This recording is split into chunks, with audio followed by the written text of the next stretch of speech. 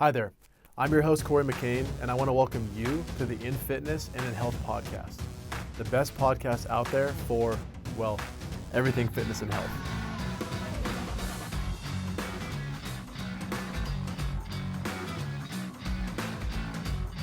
We'll be interviewing all sides of the health and wellness world, industry experts from celebrity personal trainers, all the way to some of the leaders of the biggest fitness tech companies on the planet. We're going to be diving deep into the corners of fitness to get a better understanding of the ins and outs of the body, the mind, and the business of fitness. This podcast is absolutely sponsored by WeStrive. WeStrive is the world's #1 platform for health and wellness professionals, including personal trainers, nutritionists, yoga instructors, and the like. Head to WeStriveApp.com and use promo code podcast50, that's podcast50, to get 50% off your first 2 months after your free trial. Now, let's get started with this week's podcast.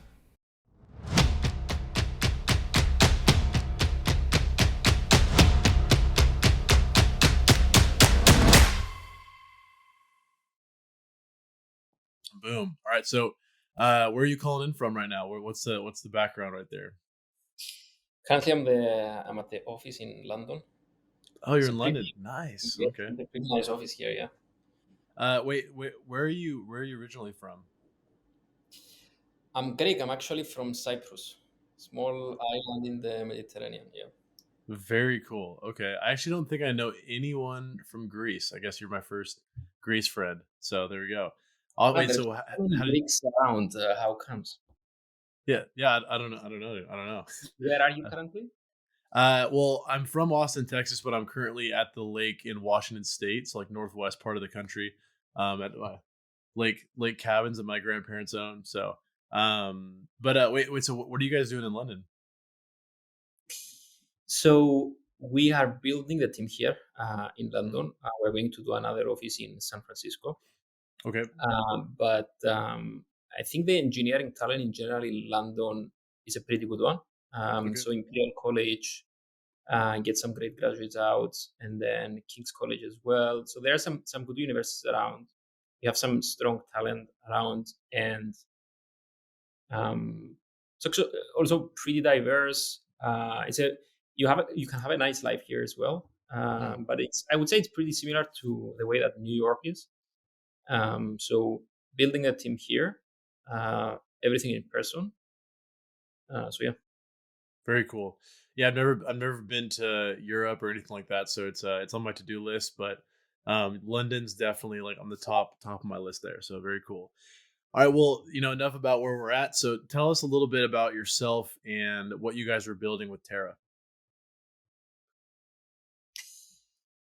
It was about 10 years ago. I was part of the special forces. I forgot about that. Yeah, it's so cool. Sorry. Yeah, very cool. It's once you're in the special forces, what really happens is that you have to perform the best at the absolute worst conditions. So that's not really easy. And when you serve in Cyprus, there is not much education around fitness, around nutrition, around overall health. So you have to really figure it out yourself.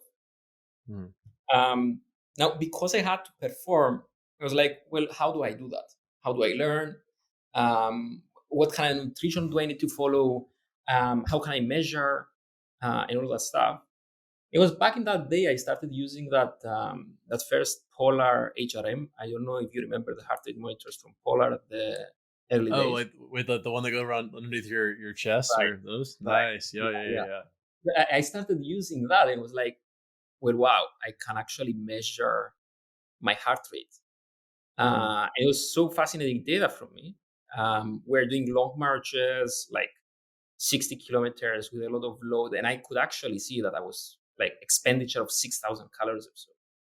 And it was like very early tech, because it was, you imagine, like half of the time the battery would end and all that stuff. But it was really nice information, looking at your heart rate and then being able to analyze it and all that. So that really got me hooked into health in general. So I was using wearables. I started buying the new Polar watches and the Garmin watches after that, and the Fitbit devices and all of that. And I was always hooked by the data I was using. And then I was doing all the nutrition in order to be able to run, in order to be able to lift and all that stuff. So I was learning more about biochemistry, more about nutrition. And I was a geek at that time. So Mhm.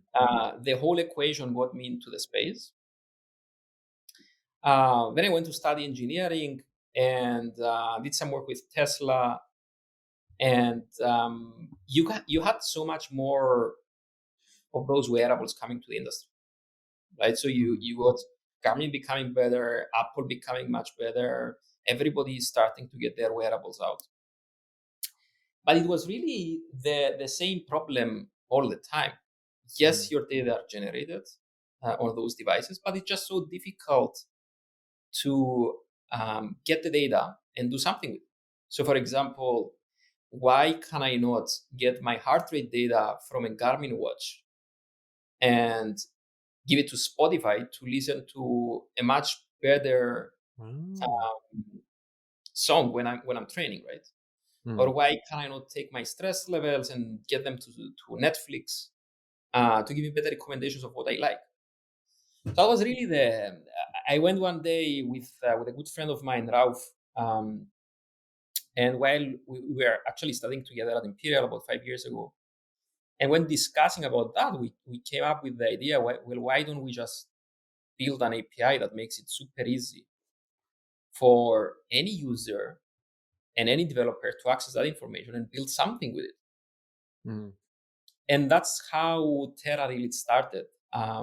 It really started by that need, and by that conversation we had. And so let's break down exactly what Terra does. So you guys essentially take all of the smartwatches and put them into I'm trying to, because like our audience on here is mostly people that work out and not like tech. So I want to make sure that they understand what you guys do. So you guys take like Apple Watch, Fitbit, Garmin, all that stuff, and kind of put it into one central spot. So then apps like WeStrive can just use your code and then access all of them versus like me having to go to Apple Watch and then Garmin and then Fitbit. Like you guys are kind of like the central core. Am I saying that right? Exactly. So we make it very easy for any developer like you guys or the Stravas and all those health apps to be able Mm. to start speaking with all of those wearables. Because today it's just so difficult to speak to those wearables, Mm. and we just make it so easy. So um, from a user's perspective, think about you being a user and being able to connect your Fitbit device to Spotify, or Mm. being able as a user to connect your Garmin device with Netflix. So these apps being much more capable in creating much better recommendations for you. No, and I'm so excited to put you guys on our platform because right now we just partner with Apple Health and Google Health, and we have so many users that are just like, hey, how do I connect my Whoop or how do I connect my Apple Watch? And so it's like being able to not have to personally go to all those companies and just plug you guys into our app is going to be awesome. And I have you guys on our roadmap. We're getting really close, but it's definitely going to happen. What stage of the company are you guys currently at? Yeah, we did a number of things very, very fast. So Mm. came up with the idea, got about 5,000 users or so. Mm. Then we got into Y Combinator. Mm. So Y Combinator really helped us become into having much more clarity, getting much better traction, focus on the important things, and then speaking with the right investors, having the right guidance constantly. So we got into Y Combinator, had a fantastic 3 months. It's totally life changing being in YC. Mm. And then we raised a great funding round with some of the best investors in the world. So we had General Catalyst joining, Samsung Next, Next Ventures, and many investors like Tom Blomfield from founder of Go Kartless and Monzo, Mm. and many other angels that are very helpful in the journey. So we raised the round as well, then built the fourth version of our product right now, and onboarding something like 200,000 users today. Have about 2 million end users in the pipeline.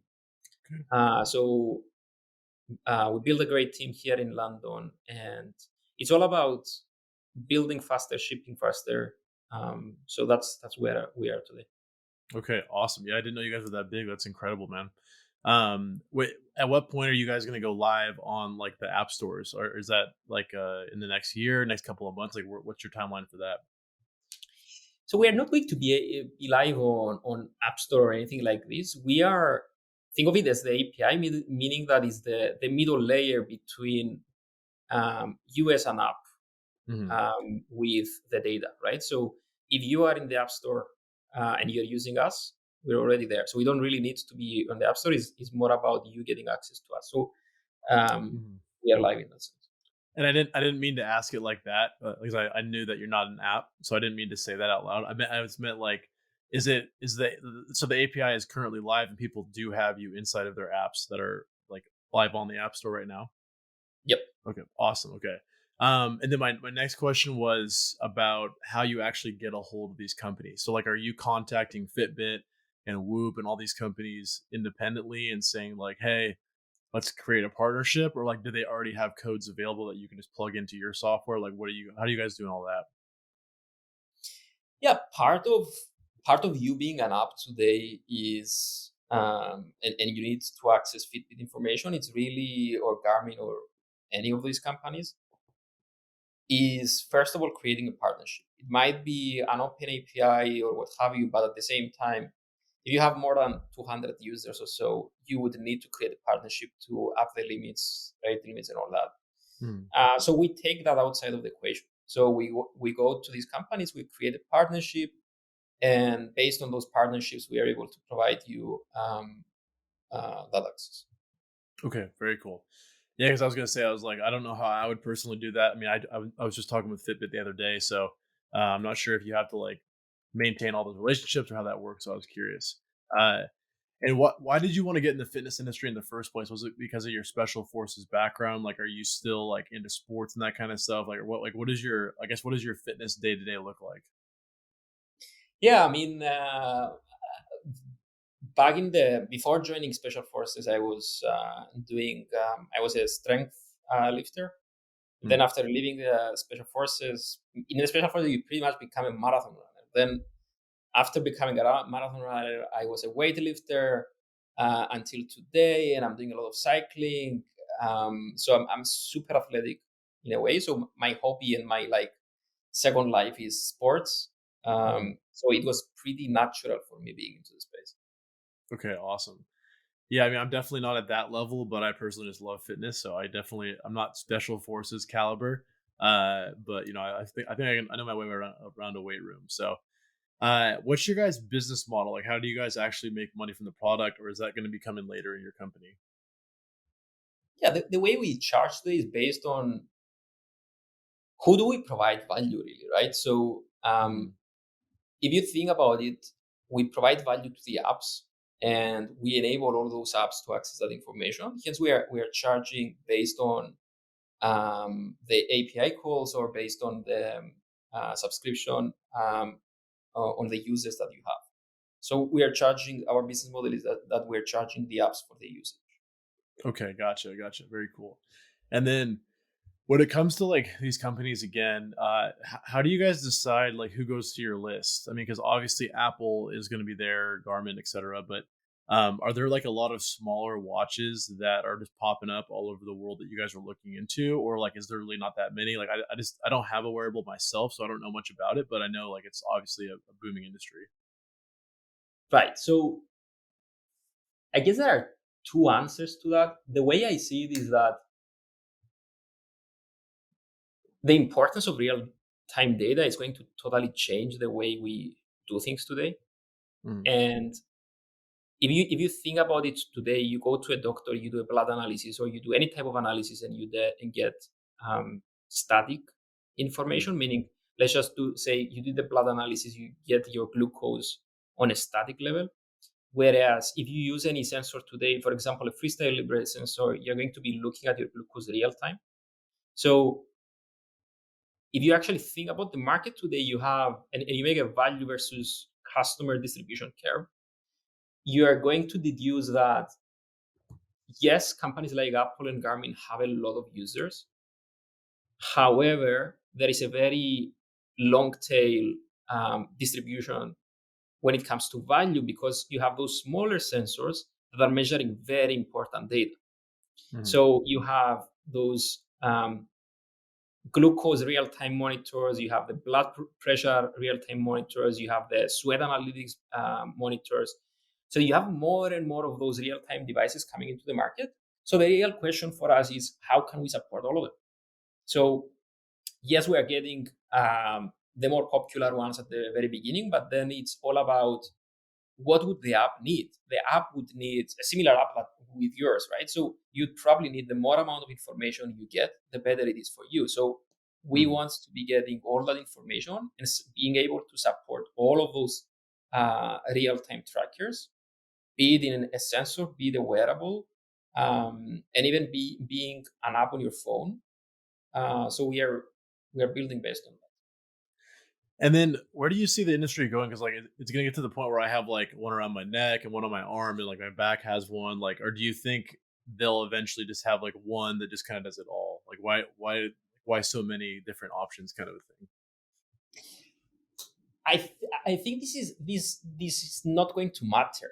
I think you are going to have a device, no matter the form, Mhm. that after 5 years it's going to be aggregating most of the information, uh, such as your blood pressure, your heart rate variability, the food you ate every day, and all that. And it's going to be able to predict. It's going to tell you, look, you ate this way today, you're going to have that disease in the future. Or you trained this way today, you're going to add so much muscle in so much time. So it's all about how these devices are going to predict rather than the form of the device. Mhm. And actually, that's what we are building after, for devices and software being able to predict what's going to happen in the future. I like that because you guys can kind of like it's like conjugate. You can congregate all the data and kind of take each tool and then make your own assumptions that way. That's pretty cool.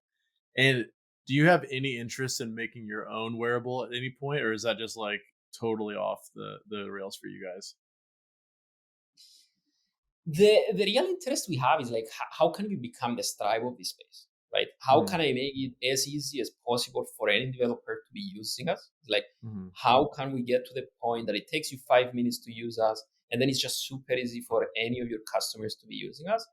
And how can we do that on a real time basis? Meaning, how can we enable any health app and any consumer tech app out there to be getting real time information through our APIs, Mm-hmm. in the easiest way possible? So it's not really hardware; it's much more about how can we be that bridge that Mm-hmm. has that ease of usage, that makes it feasible for everybody to get that data. Okay, gotcha. Because yeah, I know actually like making hardware is just such another like beast to have to tackle. So being able to stick to the software side and kind of deal with all that data is a much smarter and faster play. And what I don't know if we should promote a certain watch or not, but do you which of these watches do you specifically use yourself right now? Personally, I'm using a Garmin. I'm just wearing it now. Okay, okay. Is there wait? So what as the watch expert, why do you use a Garmin versus all the other ones? This is going to be the worst answer. It's mostly based on aesthetics. Um, Wow, wow. Just looks it's a better. very bad one. But honestly, I think it's based on what I do, right? Mm, I'm doing a lot of cycling. I'm doing a lot of weightlifting. I mm, kind of find Garmin devices more accurate in these things, but at the mm, same time, I'm expecting someone to come and build a real wearable um, in the weightlifting mm. um, environment, let's say, because in the reality of things, you have a lot of things about cyclists, about runners, based on GPS and all that. But in the gym, you don't really have much. Yeah. So you cannot really measure the weight someone lifted, or something like that, which could be super, super helpful. Yeah, and for me, I've never really used a Fitbit or Apple Watch, but I bought like a really crappy Fitbit like spin-off from Amazon, and it was so bad. And then I tried using an actual Fitbit for my weightlifting, and I was trying to count calories, and I just didn't feel like it was that accurate for weightlifting. So I'm on the same boat. I would love to have some sort of watch that just like was an all-encompassing tool, but I feel like it's going to be hard to make. But when they do figure that out, I'm definitely gonna be one of the first person to use it. Yeah, I mean, if So you think about the metrics we're using today, it's mostly you're measuring the heart, the cardiac output, right? So it's based on mm, heart rate. So when you are measuring with an optical HR, which most of those wearables are equipped, they don't really um, match the how do you say that?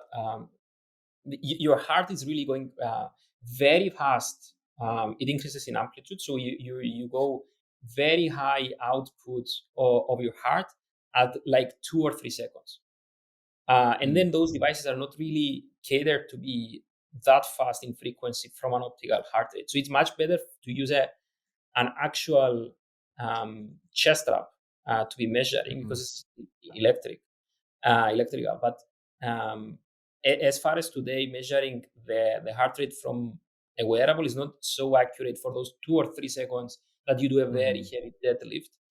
It's pretty good when you do a long or a marathon, for example, or a long mhm. run, because you don't have those big fluctuations. Now that makes sense. I mean, having it like right next to your heart versus like over here on my wrist, it's a little different.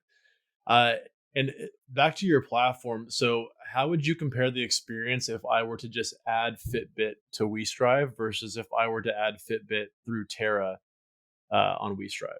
So, like, what are this? It's like for Fitbit, let's say that we just connected. So then it will take Terra. If I log into the WeStrive app, we've added Terra to the platform. How long does it take for the user to just go into the Terra segment and then add a Fitbit from there?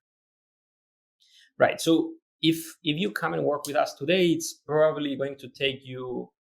We're going to do one call, have an engineer on the call, do the whole integration for you. So it pretty much from your time is going to take 10 minutes.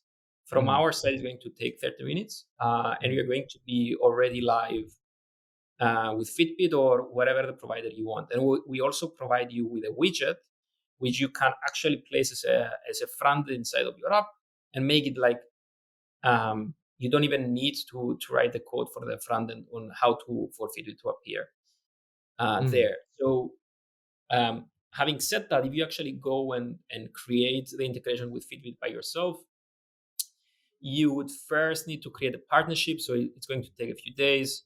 Mhm. Once you establish a partnership, you would need to figure out how their documentation works, spending some time there. Then you need to map and normalize all the data, and then do the actual connection, and then write your front end as well. So it's going to take you a week or 2 weeks or so. And Got then it. Good. Yeah.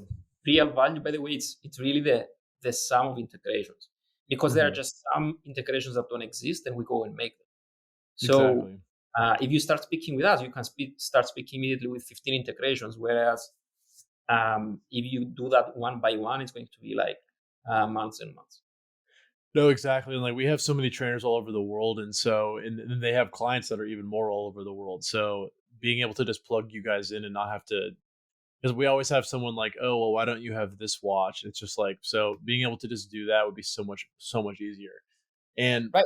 wh- It's as much as you want to be international, right? So we have customers, for example, in San Francisco and in India. Whereas in San Mhm. Francisco, it's very trendy to use Aura or Whoop, but in India, it's much more trendy to use Xiaomi devices. So Yeah, I don't even know what that how do is. you So yeah. differentiate, right? So it's up to, if you speak to us, you speak to everyone. If you go and build it individually, you're going to be catered in a specific location.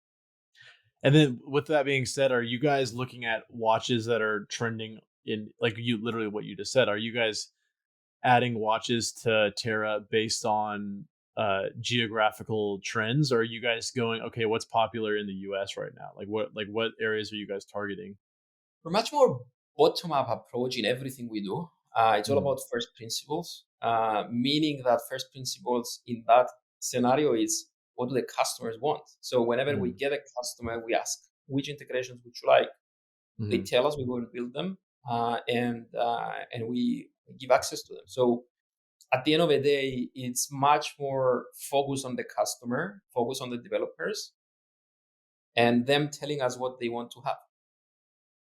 So we don't really do it top down way, which would be, we go to certain locations, we see what are the demographics, what are people using.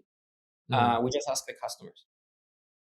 That's awesome. I mean, I try and do the same thing. I mean, it can be hard to get a good answer out of them, but like for you guys, I feel like it's pretty simple. You're just like, "What watch do you want?" They're like, "Here's what I use," and you go, "Cool," and then you add it. So Yeah, and that's it's not cool. only watches, by the way, it's sensors as well. So if you want, in Mm. San Francisco, there's so many startups using Freestyle Libre today, which is live. Using what? Sorry, what did you say?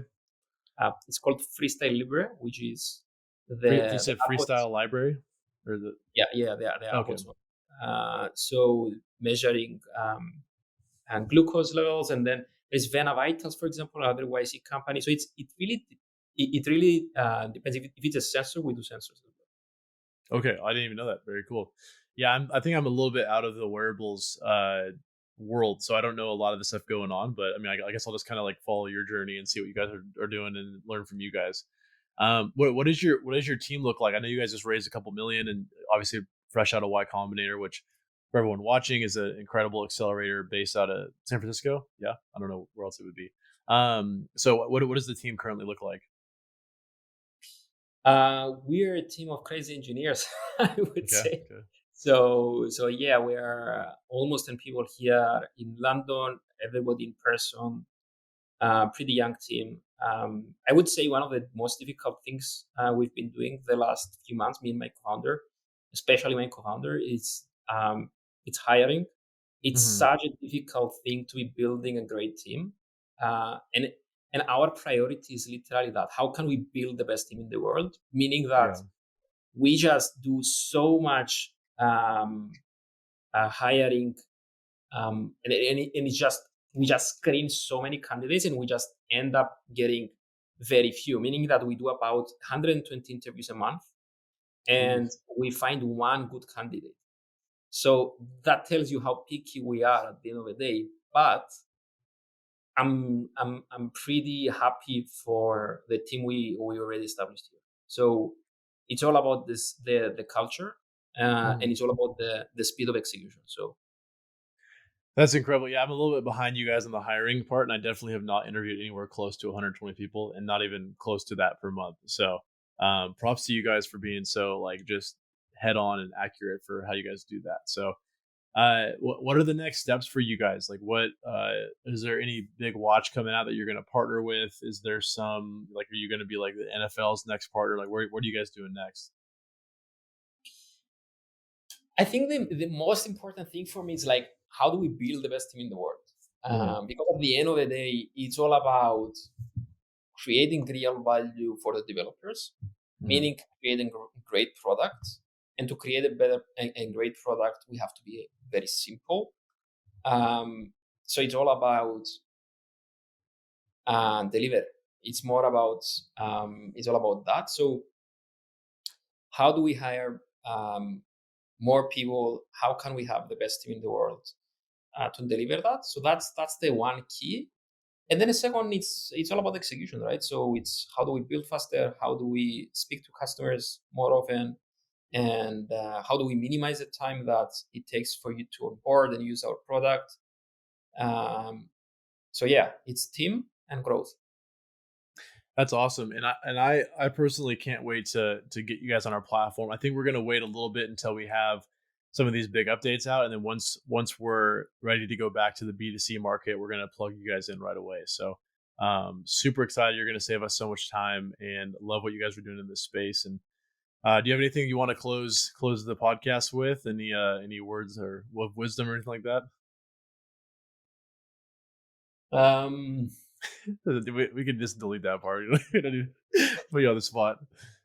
yeah, I would have to think about that for a while before answering, but yeah.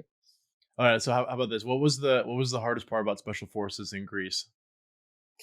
The hardest part, I guess most of the things you do are super difficult. So it's you really learn that it's never about the body; it's all about the mind. So everything you do, your body just stops. But as long as Mhm. your mind doesn't, you just persevere. So Boom. special forces is all about perseverance. Is how do you get things done, and how to be resourceful. So I love that. That's a good way to. There we go. We found it. There we go. Perfect. Awesome, man. Well, it's so great having you on here. For everyone listening, if you're a developer, use Terra. If you're using an app that doesn't have Terra on it, talk to that app and let them know they need to put it on there. So, awesome having you on here, man. And looking forward to see what you guys do in the future. also, thank you so much. Speak Absolutely, soon. man.